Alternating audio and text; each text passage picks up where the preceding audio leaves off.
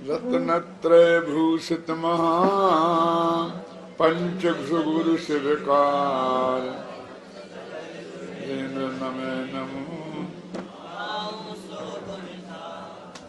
जिन्होंने मंच रखा था, मंच नहीं है, पंच है। रत्नत्रय से जो भूषित हैं, ऐसे पंच सुगुरु, 5 गुरु माने पंच परमेष्टि, अरहंत सिद्ध आचार्य उपाध्याय और साधु, ये शिवकार मंगल के करने वाले हैं।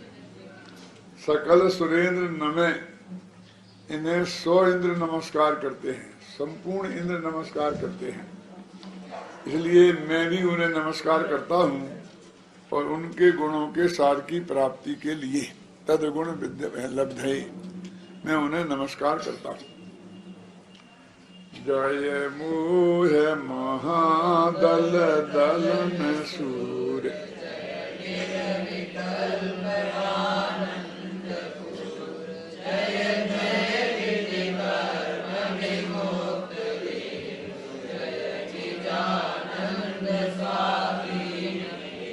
मोह महादल दलन सूर्य। हे भगवान, आप मोह जो राजा है, उसकी दल माने सेना, जो बहुत बड़ा महाराजा है मोह, उसकी सेना को, उसको दलन माने उसको दल देने, उसको नष्ट भ्रष्ट कर देने के लिए सूरवीर हो, है ना। जय मोह महादल दलन सूर, जय निर्विकल्प आनंद पूर। और आपने निर्विकल्प अतीन्द्रिय आनंद की प्राप्ति की है, और वो थोड़ा बहुत नहीं, पूर बाढ़ आती है ना नदी में, ऐसे आनंद की बाढ़ आपके अंदर में आ गई है ना।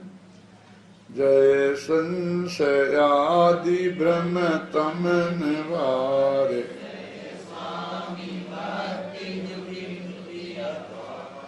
जय युगपत्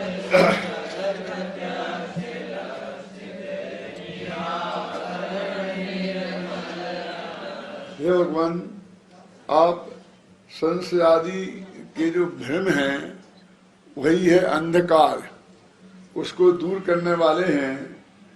हे स्वामी, आपकी अपार द्युति, आपकी अपार स्तुति माने स्तुति, यह बहुत ही अभिनंदनीय है। जय उगपत सकल प्रत्यक्ष लक्ष्य, आप सारी दुनिया को एक साथ प्रत्यक्ष जान लेते हैं। जय निरावरण, क्योंकि आपके ऊपर कोई कर्म का ज्ञानावरणी कर्म का आवरण नहीं है, और आप निर्मल हैं, और अनक्ष माने बिना इंद्रियों के ही सारे पदार्थों को जानने वाले हैं।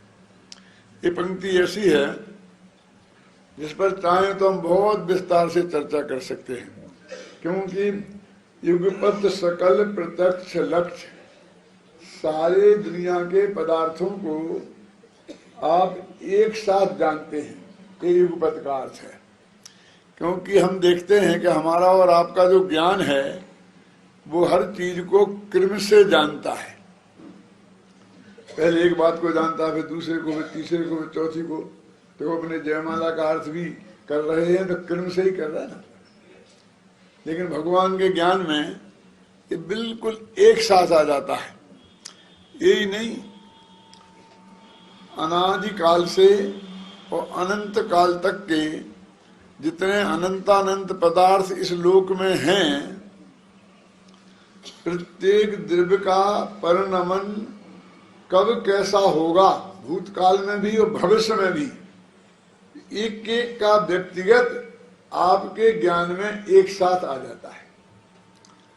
ऐसा नहीं कि जब होगा तब आएगा, है ना। कि साहब हम कब मरेंगे, कि भगवान ने जान लिया, अभी जान लिया कि मरे ही नहीं, वो जान लिया।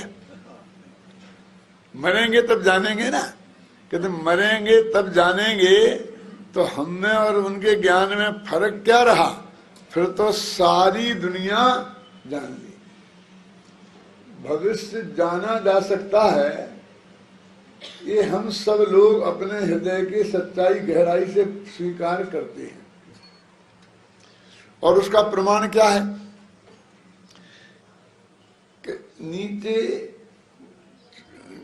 सड़क के किनारे एक ज्योतिषी बैठ गया है कि मैं आपका भविष्य बताता हूं 1 रुपये में। अब उसकी क्या हैसियत है वो तो आप समझ गए ना। लेकिन उसके सामने भी आप 1 रुपया रखकर और अपना हाथ दिखाते हैं, क्यों? और पूछते हैं कि मैं परीक्षा में पास होऊंगा कि नहीं।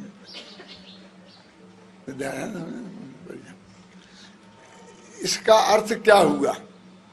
वो बता पाएगा कि नहीं बता पाएगा, वो बताएगा वो सच्चा होगा कि झूठा होगा, ये तो बाद की बातें हैं। पहले आपके हृदय में ये विश्वास है कि हमारा भविष्य जाना जा सकता है, मैं पास होऊंगा कि नहीं, इस बात को कोई ना कोई व्यक्ति जान सकता है। और ये साधारण 1 रुपये के लिए जो यहाँ बैठा है सड़क के किनारे धूप में, ये भी जान सकता है। भगवान की बात तो बहुत दूर जाने दो, आपके हृदय में ये विश्वास है ना, तब तो 1 रुपया दे रहे हैं ना उसे। क्या 1 रुपया लेकर के वो ज्योतिषी यदि ये कहे कि बेटा आप पढ़ोगे तो पास होगे और नहीं पढ़ोगे तो नहीं होगे, तो उसी वक्त हम वो रुपया छीन लेते हैं कि इसमें क्या दम है, ये तो हमारी अम्मा रोजाना मुफ्त में ही बताती है। क्या हम तो तेरे से ये जानना चाहते हैं कि हम पढ़ेंगे कि नहीं पढ़ेंगे ये भी बता, और पास होंगे कि नहीं होंगे तू ये बता, तो 1 रुपया मिलेगा। इसका अर्थ ये हुआ, ज्योतिषी को जाने दें कि हमारे हृदय में ये बात नक्की है कि अभी ये बताया जा सकता है तो जाना जा सकता है, और जाना जा सकता है तो वो बात नक्की है। अभी नक्की नहीं होना है कि हम पास होंगे कि नहीं होंगे, हमारे पढ़ने के ऊपर वो निर्भर नहीं है। यद्यपि जो पास होने वाले हैं, जिनका पास होना नक्की है, उनका उसके पहले पढ़ना भी नक्की है। अगला वही पॉइंट थोड़ी नक्की है, वो पहले के पॉइंट भी तो नक्की है ना, है ना। लेकिन वो नक्की होना नहीं है, ये हम मानते कि नहीं मानते बोलो? तो एक बात हम ये मानते हैं कि सारा भविष्य नक्की है अपने दिल से, फिर ये मानते हैं कि वो सारा भविष्य जाना जा सकता है, और फिर ये मानते हैं कि वो कोई बहुत बड़ा आदमी ही जानेगा, इसकी कोई बात नहीं है।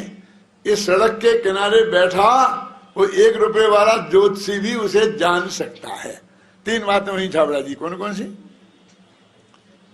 पहली के भविष्य नक्की है, दूसरी भविष्य जाना जा सकता है, और जानने वाला कोई बहुत बड़ा भगवान ही होना चाहिए, कोई जरूरी नहीं है। इसे हम शास्त्रीय भाषा में बोलते रक्षा पुरुष। रक्षा पुरुष माने गली में चलने वाला ऐरा गैरा कोई भी ये भविष्य जान सकता है। तो कहते हे भगवान, इस साधारण गली में चलने वाला रक्षा पुरुष जान सकता है, हम ऐसा मानते हैं, तो फिर तुम्हारे ज्ञान में वो बात आ गई, इसमें कौन सी गजब की बात है?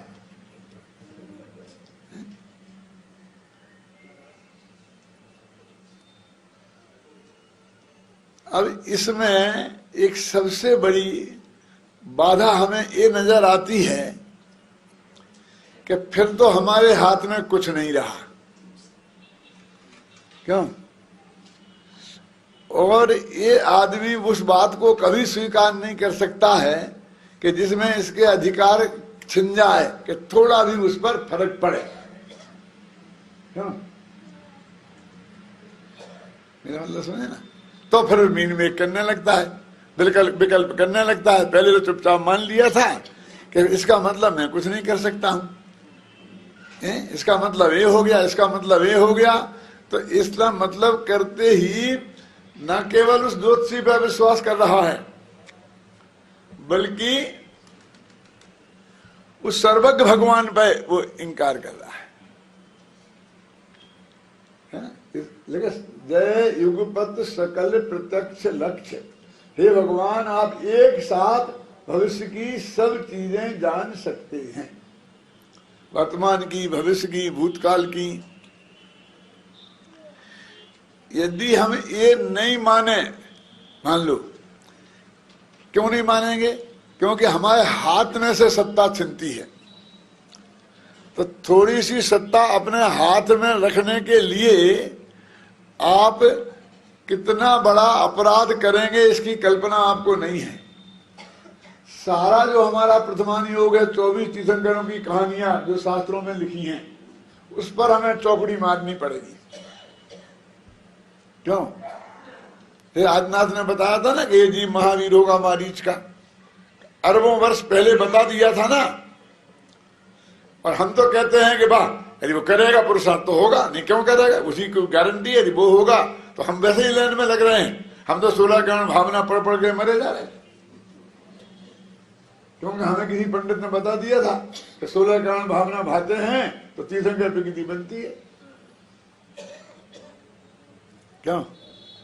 शास्त्र में लिखी है, तत्वा सूत्र में लिखी है, तीर्थंकरत्व से आना, दर्शन विशुद्धि आदि सूत्र है ना, 4 लाइन का। हम कर रहे हैं कि देखो भाई, जिसको तीर्थंकर प्रकृति बंधेगी उसके पहले उसे 16 कारण भावनाओं की भाव होंगे, वो सिर्फ इतना बताता है। ये नहीं बताता है कि वो तीर्थंकर प्रकृति तुम्हें बंधेगी। किसको बंधेगी? जिसको बंधना पहले से नक्की है उसे वो भाव करेगा। तो हमारा बस निरर्थक ही गया ना, इसमें क्या शक है? क्या? एक व्यापारी बनारस की साड़ियां खरीदने बनारस गया था, और वहां एक पंडित के यहाँ उसने एक तोता देखा कि वो सब सुना सकता है, पढ़ा सकता है। तो उसने कहा मुझे तोता खरीदने हैं, कहा कि 500 रुपये लगेंगे। उसने 500 रुपये में वो तोता खरीदा। अब वो उससे पूछा था कि तुम पूछ लो, तुम्हें जो कुछ कहना है। तो उन्होंने कहा जरा हमारी नवोकार मंत्र सुनाओ कि इसका क्या कहना है? इसमें क्या शक है? इसका क्या कहना? छोटी सी बात है। तो अच्छा ये है, तो आपने तत्वासूत्र सुनाओगे, इसका क्या कहना? इसमें क्या शक है? क्यों ऐसा बोलता था? ले गया, अब घर पर जाके बोले तो यही बोले। फिर बोले कि मेरे 500 रुपया के पानी में गए, इसमें क्या शक है?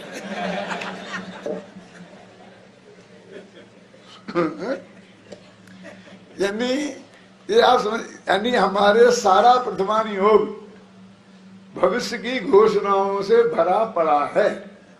शास्त्रों में जो भविष्य के होने वाले तीर्थंकर हैं, उन सबके नामों की घोषणा हो गई। राजा सैनिक जो नरक में है ना, पहले महापद्म तीर्थंकर होंगे, ऐसे ही सभी तीर्थंकरों की। तो इसका मतलब रिजर्व है ना, उनने सबने तीर्थंकर प्रकृति थोड़ी बांधी है अभी।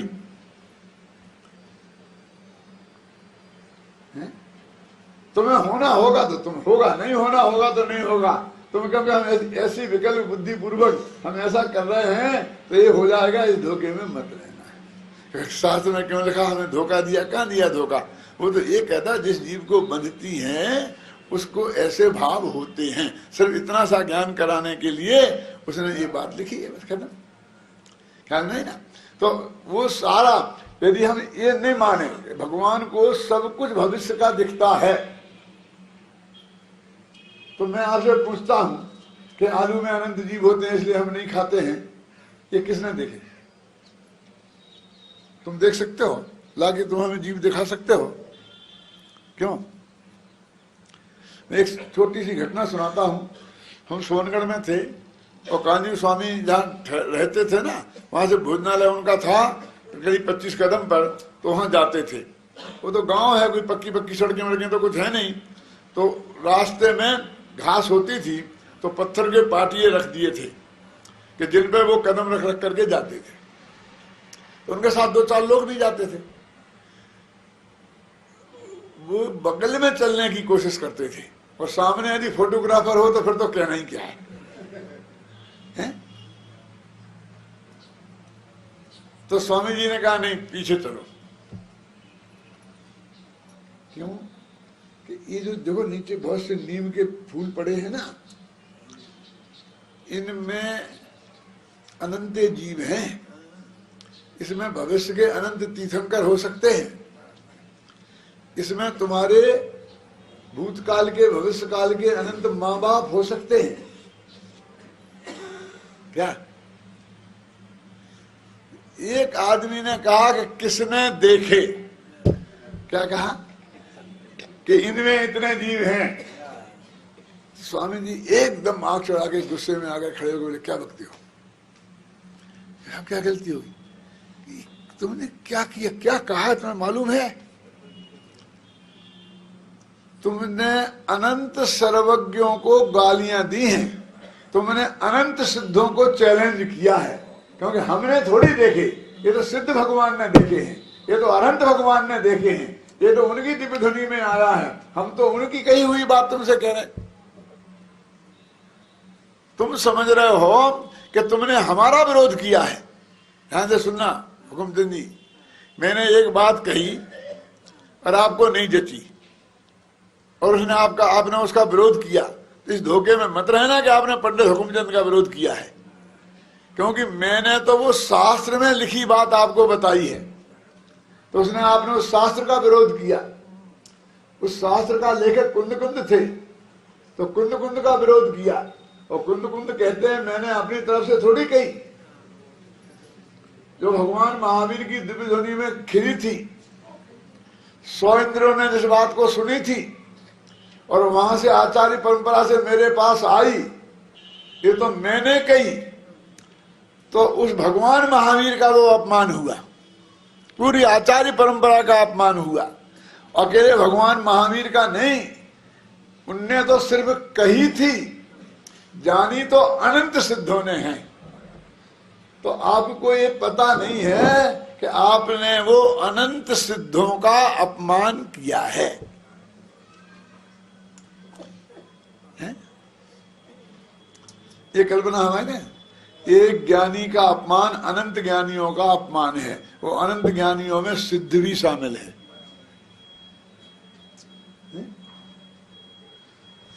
ये सिद्धांत है ना, एक सिद्धांत समझ में आ जाए, कौन सा? जय युगपत सकल प्रत्यक्ष लक्ष्य, सारे पदार्थ एक साथ आपके ज्ञान में आते हैं।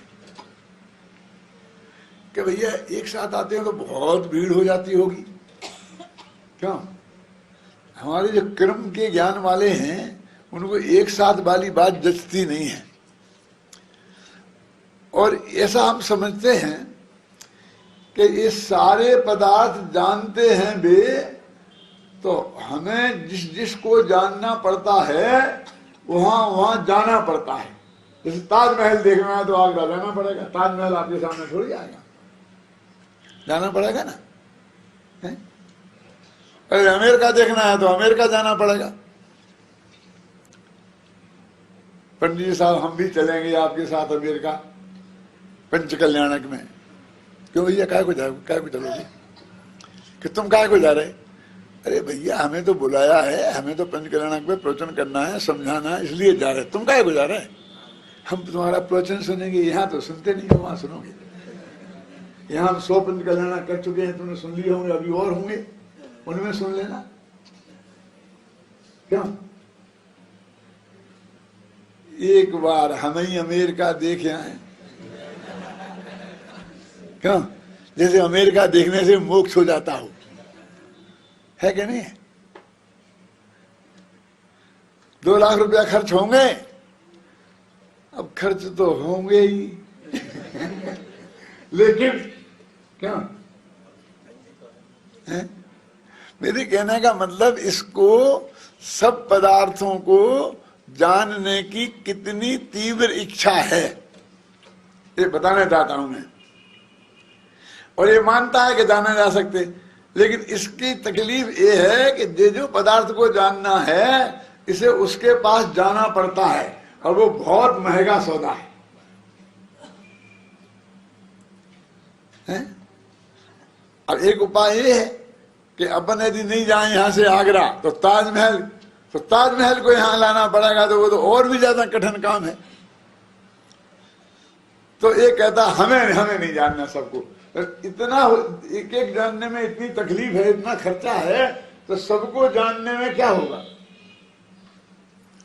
कि भैया तुम घबरा मत, तो ये ज्ञान ऐसा ज्ञान है कि तुम अपनी जगह से हिलना मत, ऐसी गर्दन भी मत मोड़ना। डॉक्टर ने मना कर दिया ना गर्दन मोड़ने को। एक ज्ञान ऐसा है कि इसमें गर्दन मोड़ना ही नहीं पड़ेगी, बिल्कुल गर्दन मत मोड़ना, और सारे पदार्थ लोकालोक के तेरे ज्ञान में एक साथ आ जाएंगे, बोल हिलना तक नहीं पड़ेगा। और हिलो तो कोई दिक्कत नहीं है उसको, क्योंकि केवल ज्ञानी भी विहार तो करते हैं ना, तो केवल ज्ञान भाग थोड़ी जाता है। हिलने और नहीं हिलने की कोई अपेक्षा नहीं है उस ज्ञान को जानने के लिए। हमें नहीं जाना पड़ेगा उस ज्ञान पता अमेरिका देखने के लिए, अमेरिका नहीं जाना पड़ेगा कि नहीं जाना पड़ेगा, यहीं देख बैठे बैठे देख लोगे, ठीक है। कि फिर अमेरिका को आना पड़ेगा कि नहीं, उसे भी नहीं आना पड़ेगा। ये तेरे उस ज्ञान का स्वरूप ऐसा है। कौन से ज्ञान का? सकल प्रत्यक्ष अनक्ष लिखा ना, बिना इंद्रियों के जानने वाला जो सकल प्रत्यक्ष माने केवल ज्ञान है, उसका ऐसा स्वरूप है कि तुम अपनी जगह रहे, वे अपनी जगह रहें, और तेरे जानने में वे आ जाएं, और तेरे जानने से उन्हें कोई डिस्टरबेंस नहीं हो, और उनके तेरे ज्ञान में आने से तेरे को कोई तकलीफ नहीं हो। ऐसा वो सकल प्रत्यक्ष ज्ञान है भगवान तुम्हारे पास है। एक दफे इस ज्ञान का भरोसा हो जाए, समझिए ना, तो समझ लेना तुम्हारा सिद्ध तक विधान सार्थक हो गया। नहीं तो हम जानते नहीं सिद्ध भगवान क्या है। सिद्ध भगवान का असली परिचय तो ये है। कौन सा परिचय है? कि जय युग पद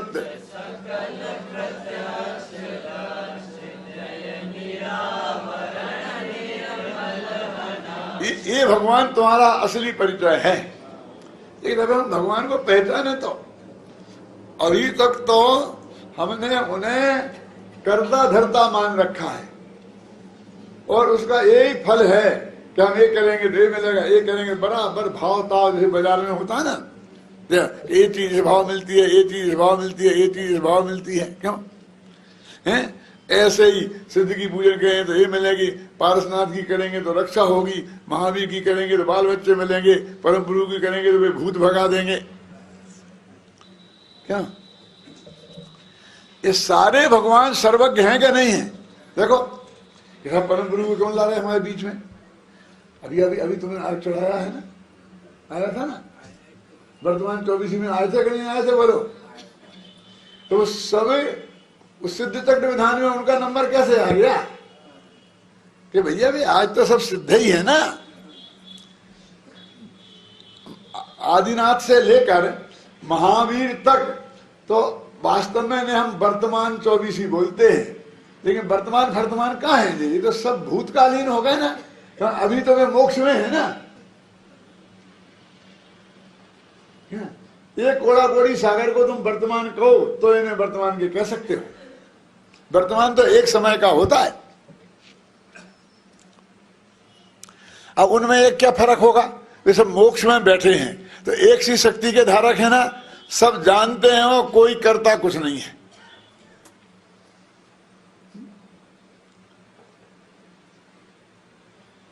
सब एक से है ना, बिल्कुल ज्ञान में ध्यान में सब में एक से है ना, और हमने उसमें भेद कर दिए हैं। भगवानों में भी भेद कर डाले हैं। क्या? पार्षनाथ रक्षा करें, महावीर बाल बच्चे दें। अरे भाई ये कोई मिनिस्ट्री है कि काम दुनिया में बहुत है तो 24 तीर्थंकरों ने बांट लिया। यदि पार्षनाथ रक्षा कर सकते हैं तो नेमिनाथ नहीं कर सकते, और नहीं कर सकते तो कोई नहीं कर सकता।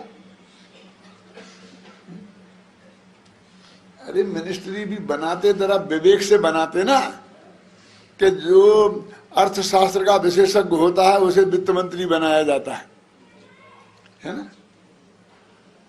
जो जिस चीज को जानता है, बिना पढ़े लिखे आदमी को शिक्षा मंत्री बना दें तो क्या होगा, है? तो हमने इसका भी विवेक नहीं रखा। बाल ब्रह्मचारी भगवान महावीर को बाल बच्चे देने का डिपार्टमेंट सौंपा, क्या देंगे?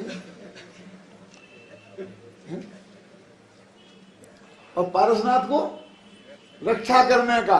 आज सबसे ज्यादा असुरक्षित पारसनाथ ही हैं। जहां जहां झगड़े हैं वो सब पारसनाथ पर हैं, चाहे वो सम्मेद शिखर हो, चाहे अंतरिक्ष पारसनाथ हो, चाहे मक्सी पारसनाथ हो।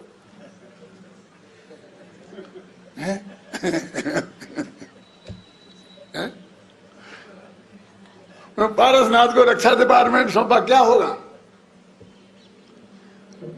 और जब हम यहाँ पूजन करते हैं ना बड़ी भक्ति भाव से, मक्सी जी के पारसनाथ भक्तों की रक्षा कीजिए, भक्तों की रवा। कितना बढ़िया भजन, मजा आ गया, भक्ति में तो मजा आ गया है? बन्ना की रक्षा कीजिए।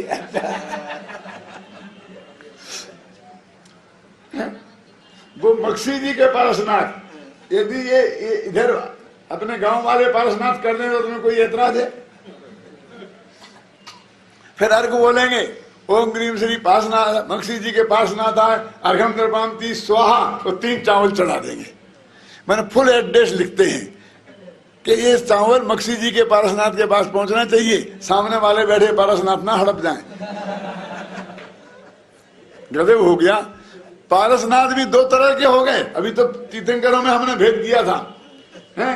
महावीर पारसनाथ क्यों, ऐसा भेद किया था। अब तो पारसनाथ भी 2 तरह के हो गए, मक्सी जी के अलग, सम्मेद शिखर के अलग, अंतरिक्ष के अलग। क्यों? और जयपुर वाले पारसनाथ उपासे बैठे रहते हैं, और हम जयपुर में बैठे बैठे उन्हीं के सामने मक्सी जी के पारसनाथ को अलग चढ़ाते रहते हैं।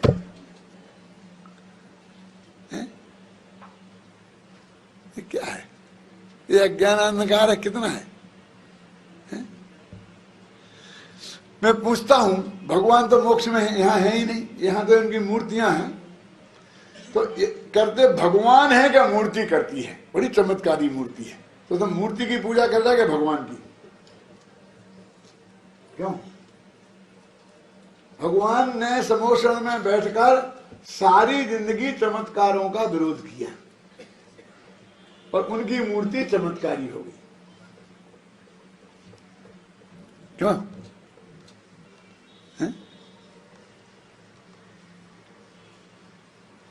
माने उन भगवान से मूर्ति करती है या भगवान? यदि भगवान करते हैं तो फिर तो मूर्तियां तो एक ही भगवान की सब है ना, पारसनाथ की। तो वो मक्सी जी वाले क्यों करेंगे और जगह वाले क्यों नहीं करेंगे? क्या उन्होंने 16 एजेंसी उस मूर्ति को दे रखी है? क्या करेंगे? तो हम भगवान की कहां पुजारी, फिर तो मूर्ति के पुजारी, पत्थर के पुजारी हो गए। भगवान तो कुछ करते ही नहीं है, मूर्ति भी कुछ नहीं करती है। फिर लौट फिर के नहीं, वो भगवान के भगत होते हैं ना, देवता फेवता, क्योंकि इसे तो कोई करने वाला चाहिए।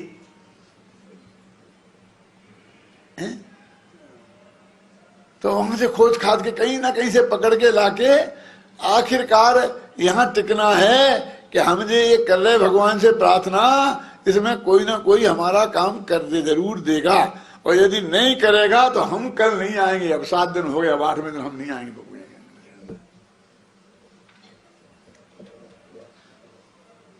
हम कहते हैं कि बिल्कुल ना भगवान करेंगे, ना उनकी मूर्ति करेगी, ना उनका एजेंट करेगा, कोई नहीं करेगा। क्योंकि जैन दर्शन एक द्रव्य का कर्ता दूसरा द्रव्य नहीं है, ये बताया था भगवान ने। और हम तो कोई ना कोई रास्ता बदलते हैं कि ये कर देगा, वो कर देगा। देखो जरा इसको समझ लो शांति से। अपन सम्मेद शिखर गए, 2 आदमी, एक सम्यक दृष्टि था, एक मिथ्या दृष्टि था, समझना मेरी बात। और वो जाकर के गंधर्व नाला पर पहुंचे तो वहां भयंकर शेर की आवाज आई।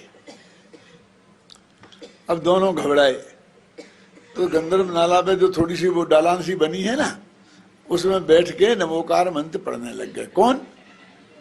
सम्यक दृष्टि भी और मिथ्या दृष्टि भी। अब दोनों में अंतर, दोनों देखो, ध्यान बैठ गए, शेर के सामने डर रहे हैं इसलिए नमोकार मंत्र पढ़ रहे हैं, है ना, बिल्कुल दोनों एक से है ना। अब ऊपर का चित्र लो तो एक से ध्यान मुद्रा में है, अंदर का चित्र लो तो दोनों नमोकार मंत्र। अब देखिए और अंदर में जाके देखो, वो जो क्या पढ़ रहा है कि अब मैं नमोकार मंत्र पढ़ रहा हूं तो अब भी हाल या तो भगवान आएंगे दौड़े दौड़े, और भगवान नहीं आएंगे तो उनके भगतों को भेजेंगे, और वे नहीं भेजेंगे तो भगत आएंगे, और अब भी हाल इस शेर को भगा देंगे, मार देंगे और मुझे बचा लेंगे। अब वो तो शेर तो पास में आता ही जाता है, और भगवान तो आसपास में कहीं दिखाई देते नहीं है और देवता नहीं दिखाई देते हैं। तो यहाँ पर हाथ के बढ़ता और जोर जोर से बोलता है, और जोर जोर से बोलता है। क्यों? कि अब आए देवता, अब आए देवता। और उसने शेर ने ऐसा हाथ मारा कि मैं तो भगवान के भरोसे पड़ा रहा। यदि भगवान के भरोसे नहीं होता तो उठ के कहीं भगा जाता, पेट पे चढ़ जाता तो बचा ही जाता, है ना। इसलिए मैंने देव शास्त्री पूजन में लिखा है, क्या लिखा? करुणा निधि तुमको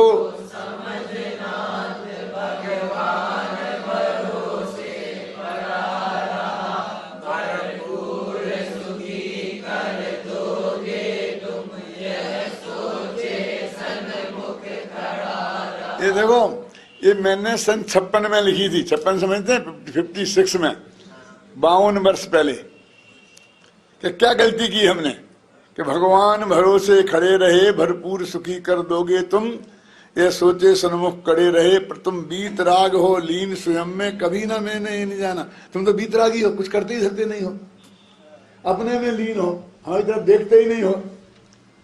तुम हो निरीह जग से, तुम्हें दुनिया से कोई लेने देना नहीं है। मैंने तुमको इतना तक नहीं पहचाना, तुम्हारी वीरता को नहीं पहचाना, और तुम्हारे भरोसे पड़ा रहा। क्यों? और उसकी भगवान पर श्रद्धा उठ जाती है। और दूसरा भी नमोकार मंत्र पढ़ रहा था, शांति से पढ़ता रहा। शेर आएगा उसको भी खा सकता है, और दोनों का भी बगल से भी निकल के जा सकता है, लेकिन वो क्यों पढ़ रहा था? पर तुम्हारा सम्यक दृष्टि वो क्या करता? मैं आपसे पूछता कि वो इसलिए पढ़ रहा था कि शेर के सामने होने से उसके अंदर जो डर नाम पैदा हो रहा था, उस डर रूपी शेर से बचने के लिए वो नमोकार मंत्र पढ़ रहा था। क्या? शेर से बचने के लिए नहीं,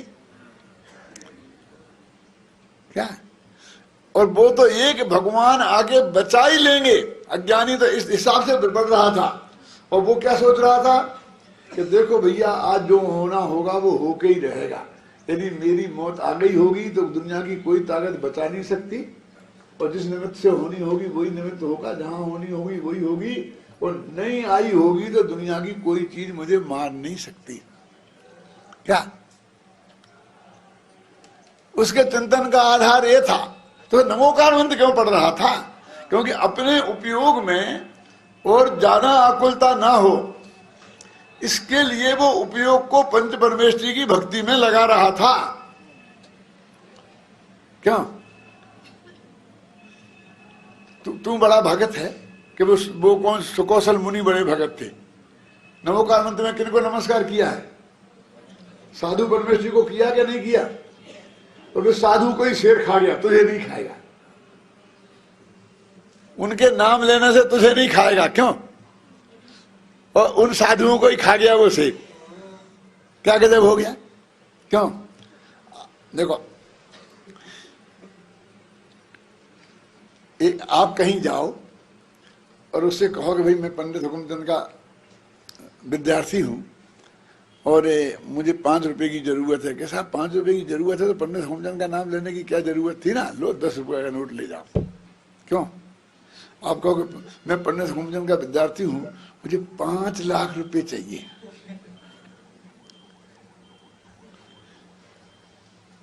कि भैया वो तो नहीं है, हमारे पास नहीं दे सकते हम, नहीं नहीं, आप पंडित जी से पूछ लो, फोन लगा लो, अभी पूछ लो। कि फोन लगाने की क्या जरूरत है? यदि वो पंडित जी आके खुद ही कहते कि मुझे 5 लाख की जरूरत है तो मैं उन्हें भी नहीं देता। उनके नाम से तुम्हें मैं क्या दूंगा, समझ गए ना? 5 रुपए चाहिए हो तो उनके नाम के बिना भी मिलेंगे, 5 लाख चाहिए हो तो उन्हें भी नहीं मिलेंगे। ख्याल में आई ना? तो यदि नमोकार मंत्र पढ़ने से तुमको थोड़ा बहुत पुण्य चाहिए हो तो वो मिल जाएगा, लेकिन तुम चाहो कि ये सारी दुनिया को बदल दे, जो तुम्हारी मौत का काल आ गया है, जो निमित्त है, जो सामने है, वो सारी दुनिया को बदल दें, इतना बड़ा काम कराना चाहते हो तो भगवान भी आएंगे तो भी नहीं होगा। ख्याल में है ना? वस्तु के स्वरूप में ऐसी बात है। वो तो ये सोच के ध्यान, मेरे कहने का मतलब नवोकार मंत्र तो दोनों ही पढ़ेंगे, शुद्धतक विधान तो दोनों ही करेंगे, लेकिन एक एक इसके फल में मुझे ये मिल जाएगा, ये मिल जाएगा, ये मिल जाएगा, ये मिल जाएगा, क्यों? और यहां एक कुछ नहीं मिलेगा, वो मिल जाएगा 5 रुपए, समझ गए ना? थोड़ा बहुत पुण्य मिल जाएगा, समझ गए? ये समझ लेना।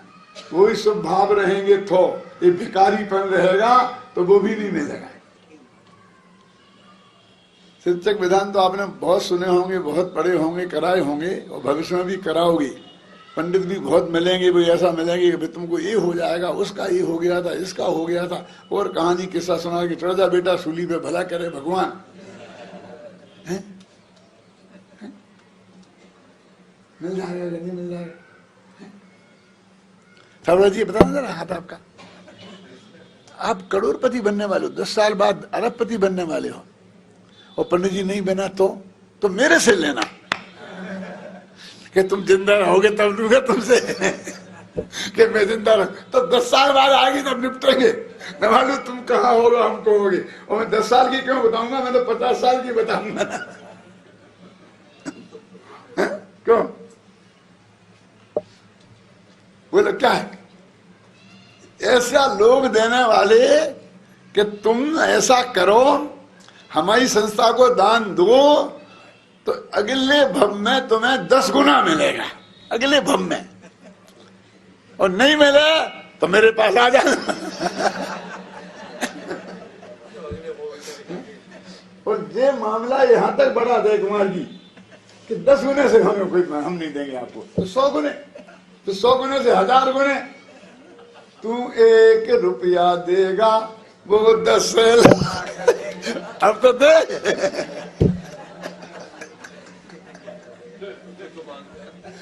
मर गए, इधर आ, इधर आ।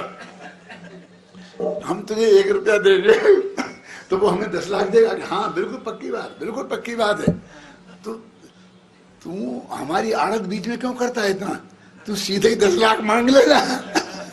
उस भगवान से ही तू ले लेना सीधे, मुझे क्यों 10 लाख दिलाता? मेरे कहने का मतलब ऐसा धोखे देने वाले पंडित बहुत मिलेंगे, इस परम सत्य को बताने वाले बहुत कम मिलेंगे। इसलिए भाई एक परम सत्य को समझना, जैन दर्शन अकर्तावादी दर्शन है। भगवान किसी के कर्ता धर्ता नहीं है, किसी को कुछ लेते देते नहीं है।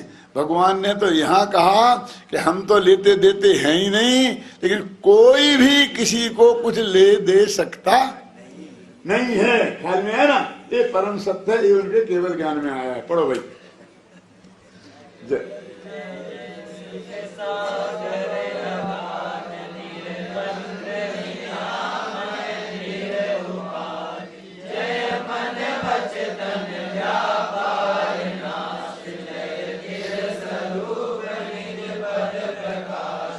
लड़के बहुत होशियार हो गए हैं।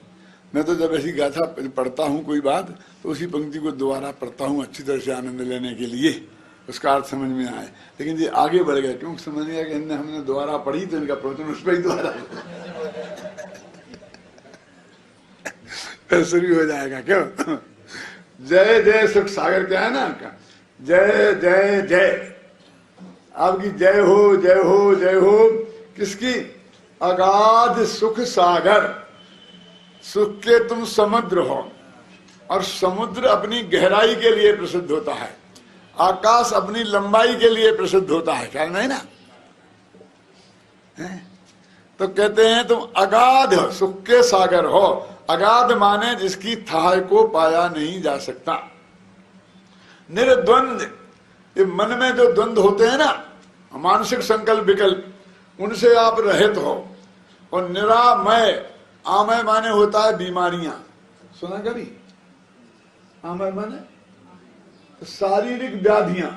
तो जो मानसिक व्याधि से रहित हो और शारीरिक व्याधि से रहित हो और उपाधि बाहरी व्याधि से रहित हो, तीन होती हैं, आदि, व्याधि और उपाधि।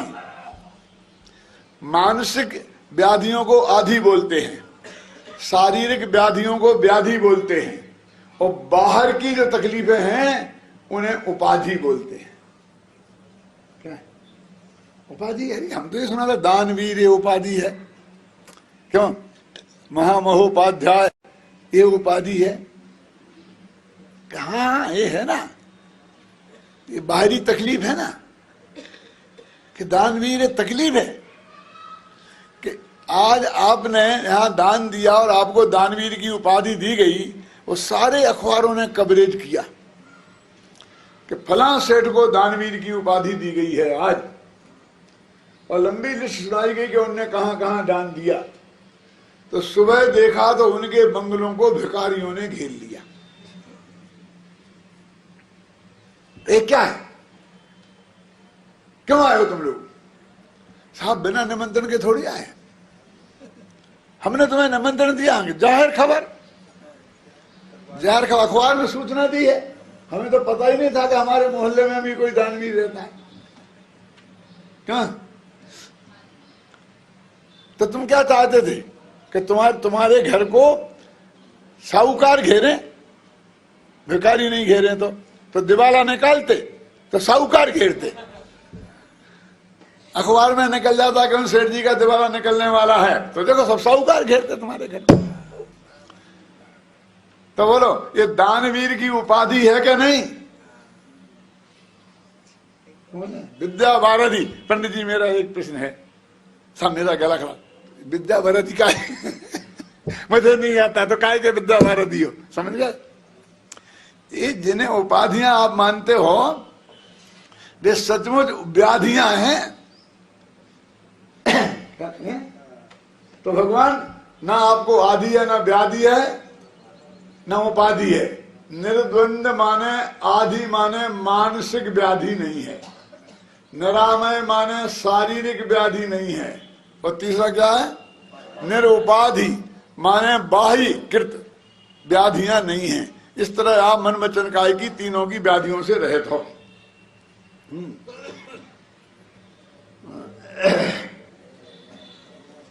जय मन बचतन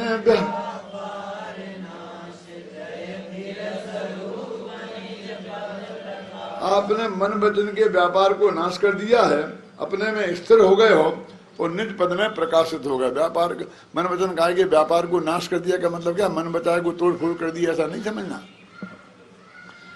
जो अनंत भगवान हैं उनके मन वचन काय तुमसे अनंत गुणे मजबूत होते हैं।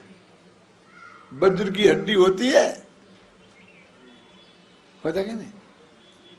तो उसके साथ तोड़फोड़ करना आसान नहीं है। कोई आदमी उनकी हड्डी को तोड़ नहीं सकता, ख्याल नहीं ना? तो फिर क्या मतलब है उनका नाश का? मतलब क्या है कि हमने उनसे काम लेना बंद कर दिया, यही उनका नाश है। क्या? हमने तुमको जीत लिया, माने अब आज से तुम्हारे दरवाजे पे हम कभी कोई बात नहीं मांग कहेंगे तुमसे, बस खत्म। इसको बोलते जीतना। हम तुमसे कुछ मांगेंगे तो तुम रौब दिखाओगे ना? क्या? मैंने यही हॉल में नीचे कहा था ना वो अनंत भाई से, कहे अनंत भाई बैठो बैठो जरा शांति से, तुम्हारे दरवाजे पे सब आए होंगे, लेकिन आज तक ये पंडित हुमचंद तुम्हारे दरवाजे पे नहीं आया और कभी जिंदगी में आएगा नहीं। काय का रौब दिखाते हो? पैसे वाले पे पैसे वाले हो गए, हमें क्या लेना देना तुमसे?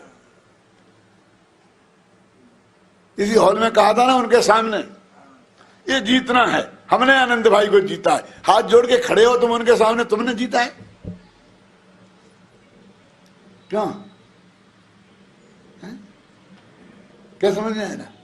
तो वेद सिद्ध कहते हैं कि हमने मन वचन काया से कह दिया नमस्ते, हमें तुमसे कोई काम नहीं लेना है, जाओ। चले गए, बच चुके थे तो भी चले गए। तो क्या मन वचन काया का नाश हो गया? कहां हो गया? अब देखो आगे बहुत मार्मिक है। जय पर निमित्त सुख दुख निवार,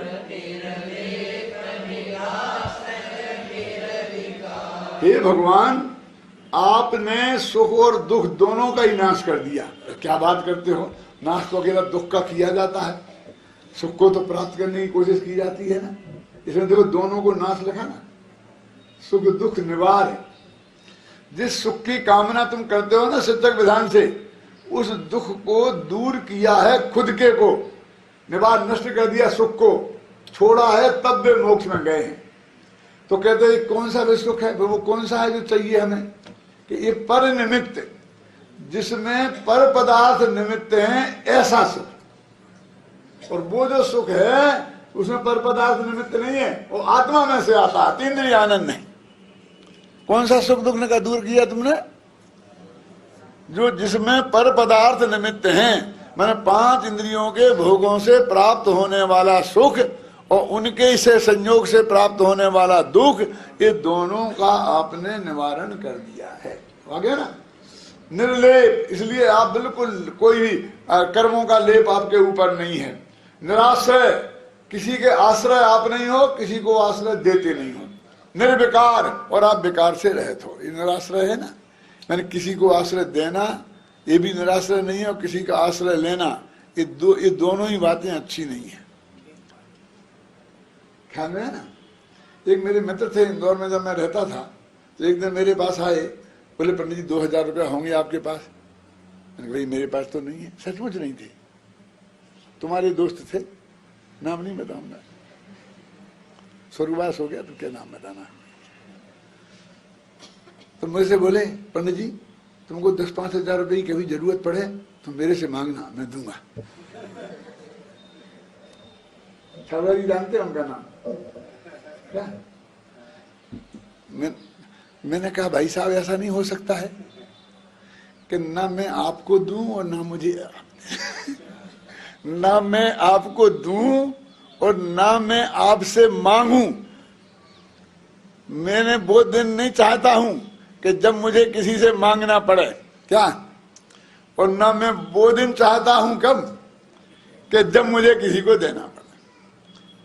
क्योंकि मैंने तो 18 वर्ष की उम्र में प्रतिज्ञा कर ली थी, जब दादा की शादी हुई थी ना, तब मैंने प्रतिज्ञा कर ली थी कि जिंदगी में भूखा बैठा रहूंगा लेकिन किसी से 2 रुपया उधार नहीं मांगूंगा।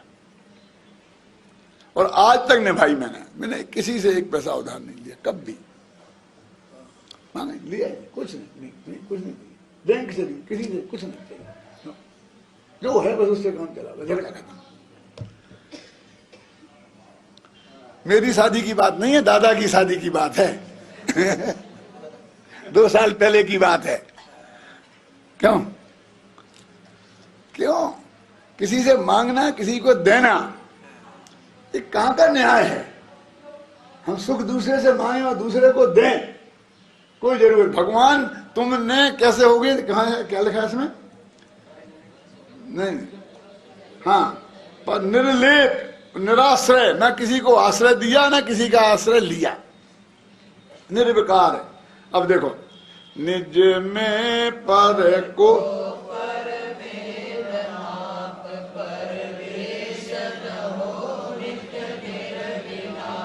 हे भगवान तुम्हारे निज में पर का प्रवेश नहीं है और पर में आपका प्रवेश नहीं है। देखो देखा, निज में पर को प्रवेश ना, पर में आप प्रवेश ना, इसलिए आप नित्य निर्निलाप हो, किससे मिलते ही नहीं हो।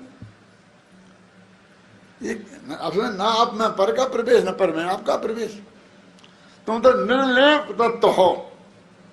भाई एक द्रव्य का दूसरे द्रव्य का काय का आश्रय? हे भगवान तुम मुझे दे दो, काय को दे दो, कैसे दे दो? ये भिखारीपन भगवान को शोभा देता है? तू भगवान है ना, क्यों? है? तू भगवान है ना। देखो देखा ना, निज को उसमें आता अपना बोलते हैं स्तुति, देव स्तुति। निज को पर का, अब निज को पर को, दो को है ना, तो ऐसा अर्थ करो इसका। मैंने किया है मालूम पाठमाला गीता में, निज को पर का करता पिछान और पर को निज का करता पिछान, ये दोनों बातें कहना है, इसलिए दोनों में को लगा दिया। क्या? निज को पर को कर, तो निज को पर का और पर को निज का, ये अज्ञान है ऐसा मानना। यानी ऐसे भगवान तुम हो। अब निज में पर को पर में न आप, तुम्हें परम धर्म आराध्य सार, तुम्हें पंच परम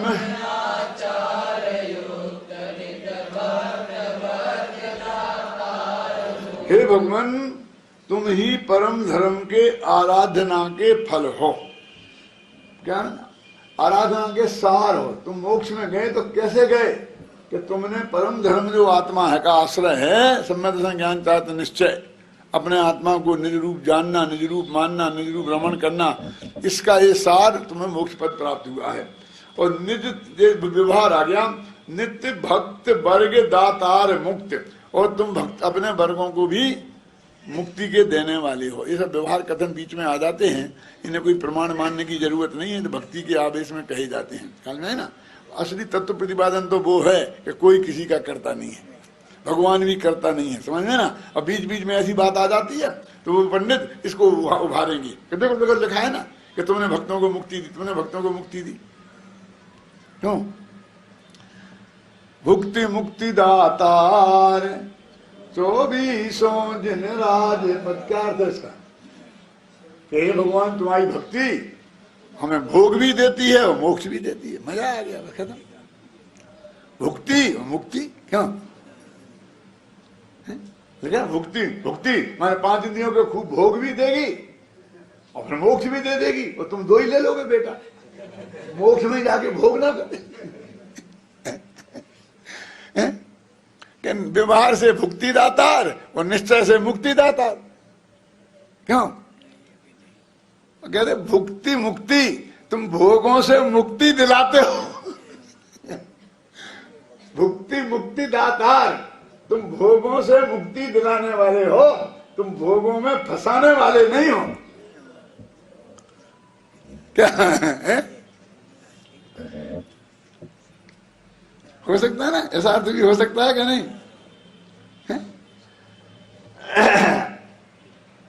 हो गया। एकादशांग सर्वांग पूर्व,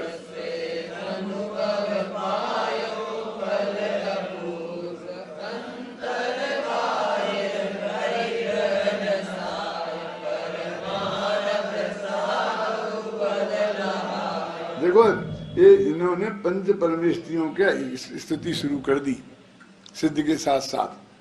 तो पहले तो उसमें बताया ना, अरंत भगवान ने ये कहा, पहले तुम पंच परम, आज तुम पंचाचार से युक्त हो। तो ये आचार्य परमेष्ठि आ गए, ऊपर सिद्ध थे अरंत थे, पहले अरंत थे फिर सिद्ध थे, ये आचार्य आ गए ना। और फिर एकादशांग सर्वांग पूर्व, ये उपाध्याय आ गए, राजेंद्र जी आ गए ना। और फिर परमार्थ साधु पद रहा है, ये साधु परमेष्ठि आ गया। आया कि नहीं? ध्यान दिया तीनों। अब पढ़ो ऊपर से, तुम पंच परमा, तुम पंचाचार से युक्त हो और अपने भक्तों को निरंतर मुक्ति, माने आचार्य हैं वो अपने शिष्यों को समझाते हैं, उन्हें मुक्ति का मार्ग बताते हैं, उसी का नाम मुक्ति को देना है। वो एकादशांग 11 अंग और सभी पूर्व सो अनुभव पायो, और अपने आत्मा का अनुभव करके तुमने अपूर्व फल प्राप्त किया है। ऐसे उपाध्याय परमेष्ठि। और अंतर बाहर परिग्रह त्याग, न परमार्थ साधु, वो परमा अंतरंग और बहिरंग दोनों प्रकार के परिग्रह को त्यागे तो वो वास्तव में साधु है। अब बहिरंग परिग्रह की बात सब कहते हैं। देखो जरा मैं बात आपसे कहता हूं कि हम 24 परिग्रह तो 24 होते हैं ना, परिग्रह 24 भेद त्याग करें मुनिराज जी, तो 24 परिग्रह के नाम तो याद आते होंगे ना। अभी पूछेंगे क्यों आते हैं, कहां समझ आते थे, बोलो भैया ऋषभ देव जितना अरे परिग्रह के तीर्थंकर पता ही नहीं चलता है कि परिग्रह और तीर्थंकर में क्या फर्क है। 24 के नाम पे तीर्थंकरों के नाम सुने तो वही बोलने लगता है। अच्छा देखो, आपको आते कि नहीं आते मैं आपसे नहीं पूछूंगा, लेकिन मैं आपको बताऊंगा और आप अपने मन में उसका उत्तर देना। मैं झूठ भी बोल सकता हूं आपकी परीक्षा के लिए मैं परिग्रहों के नाम गिनाऊंगा और आप अपने मन में उत्तर देना कि वो मैं सही बोल रहा हूं कि गलत। किसी से भी पूछ लूंगा, जैसे अभी मैंने बोला ना ऋषभ देव तो गलत था ना। फिर बोलता हूं, पहले परिग्रह का नाम है मिथ्यात्व, दूसरे परिग्रह का नाम है क्रोध, तीसरे परिग्रह का नाम है मान, चौथे परिग्रह का नाम है माया, पांचवें परिग्रह का नाम है लोभ, छठवें परिग्रह का नाम है हास्य। ठीक है, गलत तो नहीं बोल रहा हूं। ये तो कसाए हैं, क्रोध मान माया लोभ, इन्हें परिग्रह बता रहा है सचमुच है। अरे भाई शास्त्र में अंतरंग परिग्रह में यही नाम है, सच्चे हैं, घबराना नहीं, बिल्कुल सच्चे हैं, धर्म के दर्शन किताब में लिखे। लेकिन मैं आपसे ये कहना चाहता हूं कि आप जब हंसते हैं तो आपको ऐसा लगता है कि मैंने कोई परिग्रह नामक पाप किया है। दादा बोलते थे प्रज्ञानंदी हृदयानंदी, ऐसा लगता है ना आपको, हिंसानंदी परिग्रहानंदी लगता है आपको। सैकड़ों परिग्रह त्यागियों को खिलखिलाते हुए कहीं भी हंसते हुए देखा जा सकता है। सच बोलता हूं मैं आपको, एक इंदौर की घटना है तुम्हारे, बहुत पुरानी है, 42 साल पुरानी बात है। एक महाराज आए थे वहां और वो प्रवचन करते थे और मैं भी उनका प्रवचन करता था, उनके सामने बैठा के रखते थे। तो 3-4 दिन तक लोगों ने 4 दिन बाद उन्हें भड़का दिया कि पंडित जी आते हैं तो तुम्हें नमस्कार नहीं करते। उनके मैं तो देखता हूँ रोजीना करते हैं, कैसे नहीं करते, तुम समझते नहीं हो। अच्छा क्या नहीं समझते, ये तुम्हारे सामने शास्त्र रखे रहते हैं ना, वे उन्हें नमस्कार करते हैं। बड़ा भेद विज्ञान कराया, तो दूसरे दिन शास्त्र हटा हटू के रख दिए, अब अकेले बैठे, अब आज देखते हैं क्या होता है। क्यों मैं बैठ गया शांति से। पंडित जी मेरा एक प्रश्न है आपसे, अकेले में बड़ा बैठा है, एक बात मैं आपसे पूछता हूँ, आप विद्वान है, बड़े आदमी हो, हमें क्या खराबी है, हमें आपसे जानना चाहता हूँ, आप तो विद्वान हो। ये महाराज कैसी बात करते हो, आप में क्या खराबी है, मैं पंडित आपकी क्या खराबी बताऊंगा, ये मेरा काम नहीं है। नहीं नहीं नहीं, बताओ। उनका मतलब समझे ना, ये कह रहे हैं कि तुम हमको नमस्कार नहीं करते हो तो मेरी खराबी क्या है ये बताओ। बहुत पीछे पड़ गए। मैंने कहा महाराज क्या खराबी, क्या बताएं, ये आपको ये तीव्र विकल्प आ रहा है मेरे से पूछने का, ये क्या है। आप समझ में आए ना, आप जब खिलखिला के हंसते हो तो आप समझते हो कि हमने परिग्रह का त्याग किया है, तो ये परिग्रह है हाथ से। क्यों बोलो, ये हाथ से परिग्रह है कि नहीं। जब हम डरते हैं तो भय परिग्रह है कि नहीं। हम किसी से बात प्रेम करते हैं तो वो परिग्रह है कि नहीं। हम किसी से द्वेष करते हैं तो आरती नाम का परिग्रह है कि नहीं। हम किसी से गिलानी करते हैं तो वो जुगुप्सा नाम का परिग्रह है कि नहीं। इनको तो हम परिग्रह ही नहीं मानते। और जो शब्दों में जान भी गए हैं वे भी भाव की दृष्टि से। यदि हमें से कोई एक चींटी मर जाए तो हम समझते हैं हमसे हिंसा नामक पाप हो गया, लेकिन हमें हंसी आ जाए तो हमको नहीं लगता है ऐसा कि हमसे कोई पाप हुआ है, हैं? हास्य परिग्रह है। और सबसे बड़ा पाप कौन है भैया? परिग्रह सबसे बड़ा पाप है, हिंसा नहीं है। क्यों?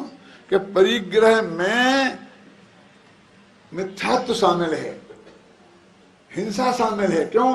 राग देश है ना, राग देश की उत्पत्ति को हिंसा बोलते हैं ना। तो क्रोध मान माया लोभ कसाएं शामिल है कि नहीं? आकिंचन धर्म पढ़ना मेरी धर्म दर्शन किताब में, मैंने सब लिखा है। वो 1.25 लाख छपी है किताब, सब घर घर में 6 भाषाओं में पहुंच गई, लाखों कैसेट उसके गए हैं, फिर भी लोगों को पता नहीं है, ध्यान ही नहीं देते उस पर। क्या करे, कोई पढ़ता ही नहीं है, क्या करे, हैं? हाँ चलो आगे भाई।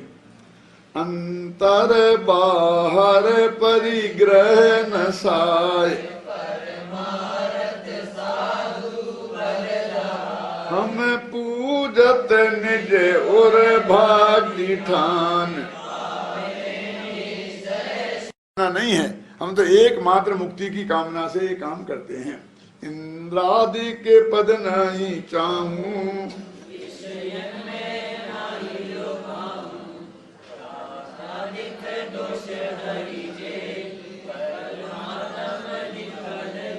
तो मैं क्या करूं? मैं फिर तुम्हें दे दूं वो मोक्ष मैं दे दूं कि नहीं? नहीं भगवान, तुम्हें देने फेरने की जरूरत नहीं है, मैंने तुमसे नहीं मांग रहा हूं।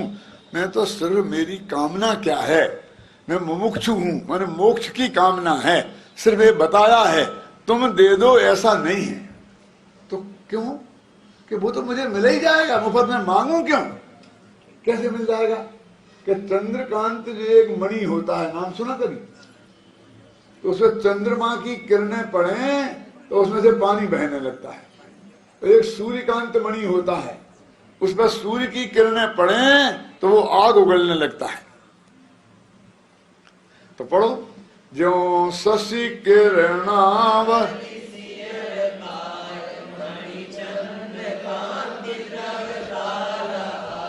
जैसे शशि की किरण, चंद्रमा की किरणों का से ठंडक को पाकर चंद्रकांत मणि द्रवता लहाए, द्रवित होने लगता है, ऐसे ही तुम तो हो चंद्रमा और मैं हूं चंद्रकांत मणि।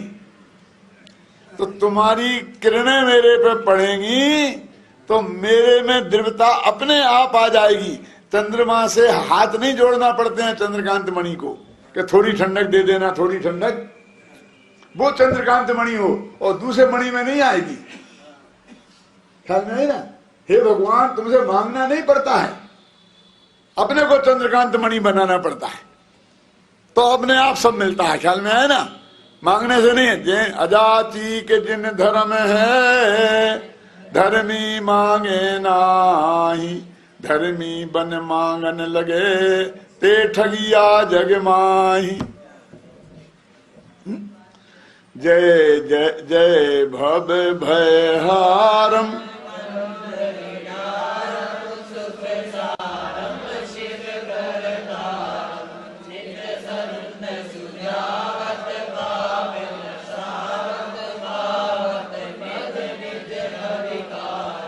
हे भगवान, तुम संसार के भय को हरण करने वाले हो, बंध को विदारण करने वाले हो, सुख के सार हो और मुक्ति के कर्ता हो।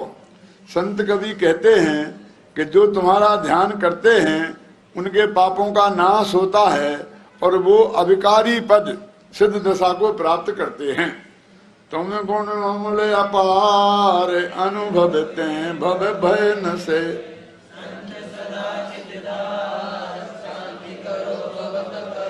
कि तुम्हारे गुण अमल हैं, अपार हैं, उनका अनुभव करने से संसार का भय नष्ट हो जाता है। संत कवि कहते हैं कि मैं तो उन्हें हमेशा चित्त में ध्यान करता हूँ, उसमें शांति के करने वाले हैं और भवताप को हरने वाले हैं। हे भगवान, मैं उन्हें ध्यान करता हूँ, तुम शांति करो, संसार के ताप को हरो, ऐसा कह के